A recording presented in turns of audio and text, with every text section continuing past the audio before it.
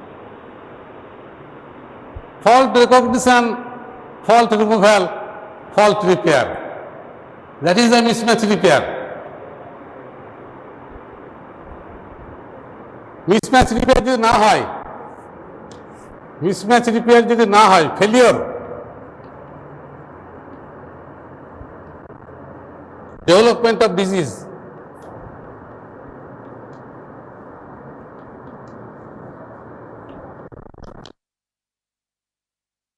যার নাম হচ্ছে কি HNPCC।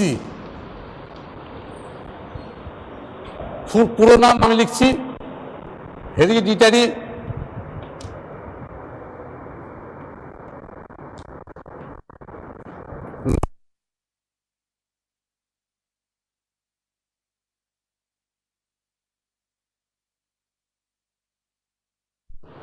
কার্সিনোমা, যেটা খুব কমন কার্সিনোমা,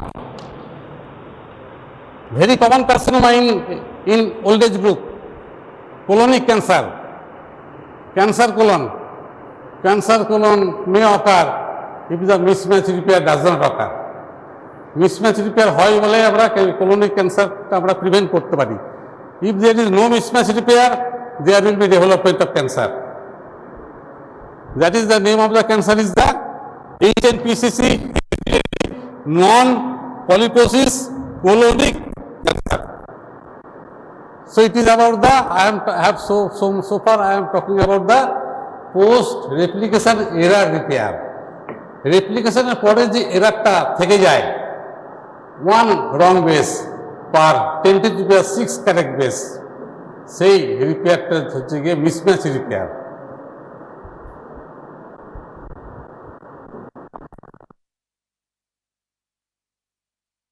এখানে আরো অনেক জটিল করার ব্যাপার ছিল, কঠিন আছে, আমি সেগুলো বলিনি।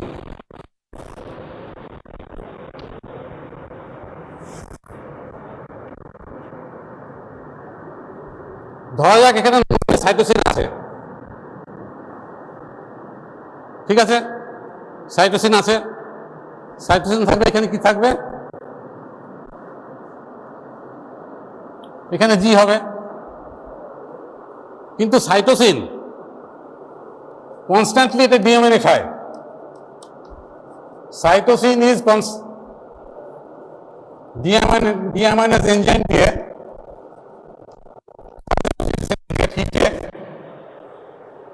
it becomes uracil by heat। প্রতি মুহূর্তে হয়, এটা প্রতি মুহূর্তে হচ্ছে 5000 থেকে 10,000 পার ডে হচ্ছে, 5000 থেকে 10,000 এই চেঞ্জটা হচ্ছে, that is cytosine to uracil by deamination. Deamination occur by chemical heat. তেমনি অ্যাডেনিন থেকে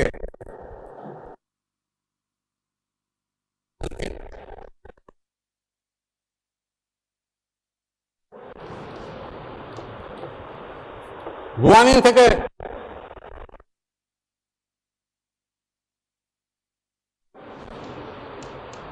একই প্রসেস, দ্যাট ইজ ডিঅ্যামাইনেশন। ডিঅ্যামাইনেশনে তাহলে সাইটোসিন, এখানে ধরো সাইটোসিন চলে গেল, কারেক্ট বেস, এখানে হলো uracil.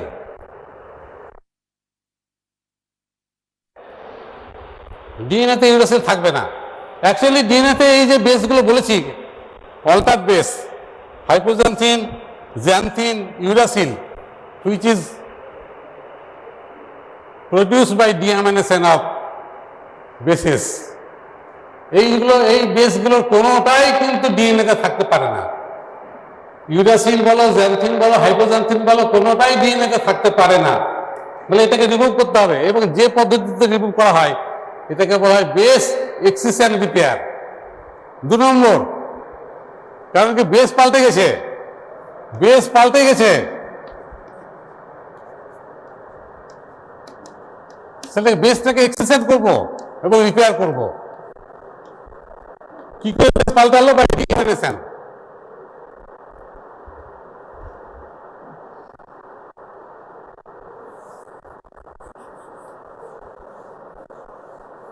by deamination, cytosine is cannot be removed from DNA. এটা remove করতে গেলে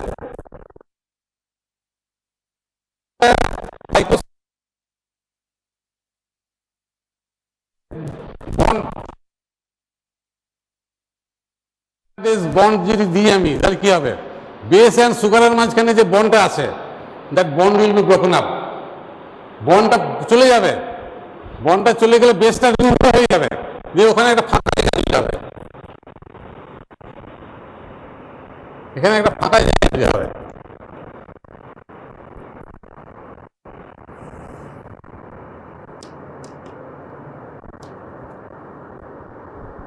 এই ফাঁকা জায়গাটাকে নিয়ে তার আশে এবং পাশে আমি রিমুভ করব।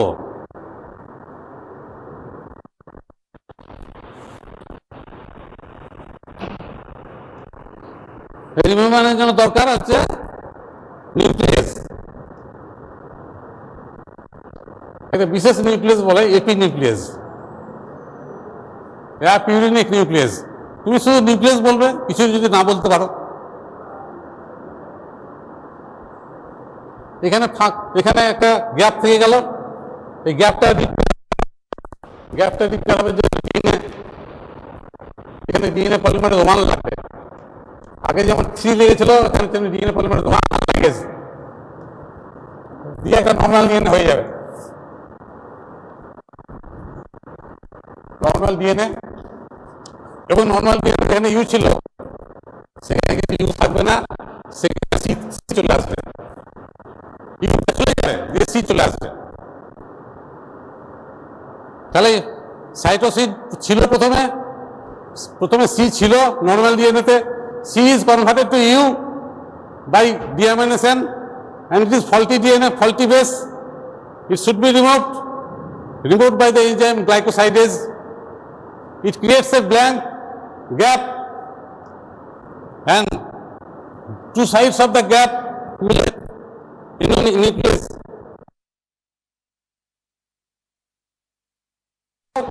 That is filled up by DNA polymerase 1 and ligase. And correct base in place of the U, original base will appear here. Original base cytosine will appear here. That is, so DNA will be repaired, and that type of repair is known as base excision repair. একটা মাত্র single base alteration হয়, দুটো তিনটে হবে না, একটা মাত্র base alteration হয়, তাহলে এই মেকানিজমটা কাজ করবে। কিন্তু অনেকগুলো যদি বেস চলে যায়, অনেকগুলো যদি নিউক্লিওটাইড চলে যায়,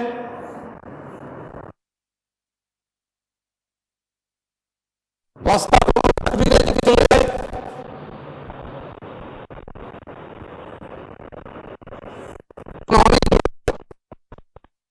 অনেকগুলো ফলস,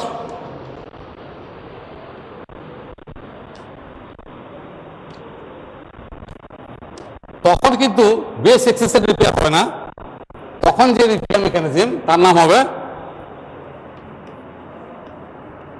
নিউক্লিওটাইড এক্সিশন রিপেয়ার। এগুলো কখন হয়? এতগুলো রং বেস কি করে এন্ট্রি হয়? কারণটা হচ্ছে আলট্রাভায়োলেট লাইট। আলট্রাভায়োলেট লাইট দিলে পরে যে একটা ডাইমার তৈরি হয়, সেই ডাইমারটার নাম হচ্ছে পিরিমিডিন ডাইমার। দুটো পিরিমিডিন একসঙ্গে লেগে যাবে। এটা কখন হয়? এটা হয় অন এক্সপোজার টু, ওটা যেমন হয় on exposure to heat and by the enzyme deaminase, এটা হয় on exposure to ultraviolet light.